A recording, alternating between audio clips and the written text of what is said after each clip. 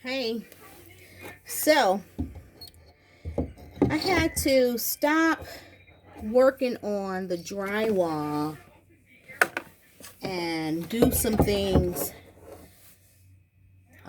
because I think I might have termites or some type of wood-eating beetle. So now I'm just taking the nails out of the wood where the drywall will go eventually. The ones at the bottom. Kind of hard to get out. Okay. And this is something that I was having my grandson do, especially since he's lower to the ground. But I'm doing it, taking the nails out, putting them in a box. I will let you know.